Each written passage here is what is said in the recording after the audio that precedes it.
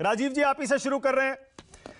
राजीव जी, नीतीश कुमार के नाराज होने की चर्चा कल से चल रही है। हालांकि उन्होंने जवाब दे दिया, ललन सिंह ने भी दे दिया, पर प्रेस कॉन्फ्रेंस में क्यों नहीं थे? इतनी इंपॉर्टेंट प्रेस कॉन्फ्रेंस में हर कोई अभी भी समझ में नहीं पा रहा है। थोड़ा समझाइए जरा राजीव जी।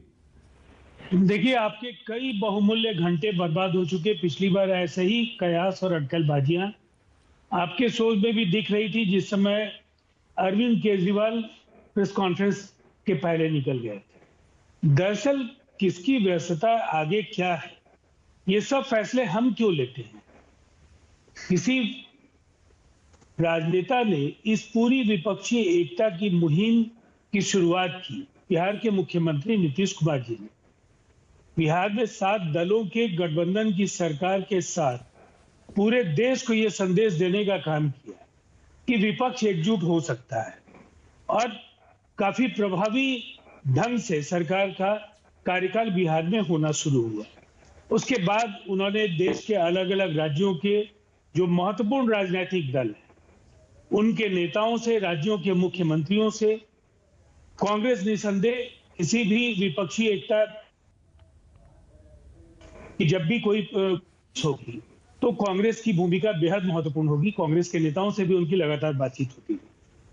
पटना की बैठक हुई, उस बैठक के पहले मैं लगातार इलेक्ट्रॉनिक चैनल्स पर इन्हीं आशंकाओं का निराकरण करता हुआ दिख रहा हूँ, जिसमें बार बार यही सवाल उठते थे, ऐसे तो फोटो आप तो बराबर होते हैं, लोग कोलकाता में मिलते हैं तो लोग दक्षिण भारत के किसी शहर में मिलते हैं, तस्वीर तो बदलती नहीं है। फिर लोग एक जगह आए, बातचीत हुई। अब उसके बाद बेंगलुरु आए, अरविंद केजरीवाल जी, जिनको लेकर के आप तमाम लोगों के मन में अनेक शंकाएं थी, अरविंद केजरीवाल जी ने काफी मुखर तरीके से इस गठबंधन और गठबंधन का जो भावी रोडमैप है उस पर रोशनी डालने का काम किया। देखिए, ये चट्टानी एकता है। और राजीव जी, एक सेकंड, राजीव जी देखिए, पटना की बैठक में केजरीवाल जी के वॉकआउट से आप नीतीश कुमार के गायब रहने की तुलना मत करिए, क्योंकि आपके लिए ही मुश्किल हो जाएगी इसमें। कि अरविंद केजरीवाल के पास बहुत बड़ा मुद्दा था, वो कह रहे थे जब तक ऑर्डिनेंस पर सपोर्ट नहीं मिलेगा हम नहीं आएंगे। इसका मतलब आप ये इशारा कर रहे हैं कि आपके पास भी कोई मुद्दा है जिस पर आपको आश्वासन चाहिए क्या? तभी आप जाएंगे क्या? नहीं, मैं तो जानता हूं कुछ ना कुछ तो ढूंढने वाले ढूंढेंगे, ढूंढना चाहिए। और मोदी जी और उनकी पूरी ब्रिगेड को अपनी ऊर्जा का व्यय केवल इसी में करना चाहिए कि 2019 में कितनी सीटों पर 50% आए, कितनी सीटें उन्होंने जीती, कितने सीटों पर विपक्ष का मानवर्धन किया। देखिए, हर चुनाव नई स्थितियों पर हो। अच्छा राजीव जी, एक सेकंड, उस पर भी आऊंगा, आंकड़ों पे भी आऊंगा। तो मतलब इंडिया नाम से आपको कोई आपत्ति नहीं है ना? इंडिया नाम कैसा है? चलिए मैं चाहता हूं आप ही बताएं आज देश को कि इंडिया नाम क्यों रखा गया है, क्या महत्व है इसका?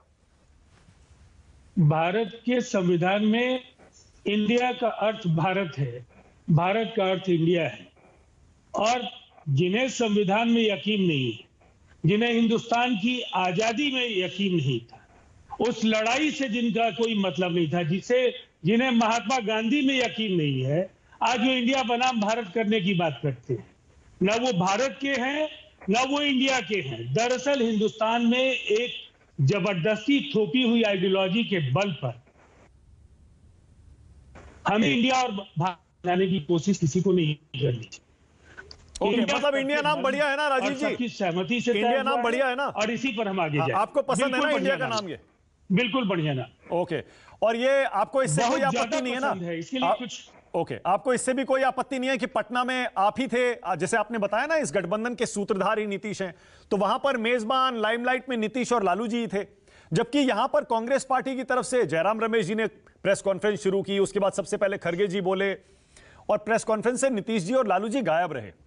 कहीं ऐसा तो नहीं आपको इस बात पर नाराजगी हो कि पूरा का पूरा ये विपक्षी गठबंधन का अभियान कांग्रेस ने हाईजैक कर लिया? राजीव जी देखिए, आपने पुराने सवाल को फिर नए तरीके से फिर से प्रस्तुत किया है। मैं आपके सवालों का जवाब दे चुका हूं। जनता दल यूनाइटेड इस एनडीए बनाम जो इंडिया का जो संग्राम है, इंडिया का मतलब 150 करोड़ लोगों का एक विराट जो समूह है हाँ। जिसकी आकांक्षाओं का प्रतीक इंडिया है, और उस इंडिया के साथ हम हैं।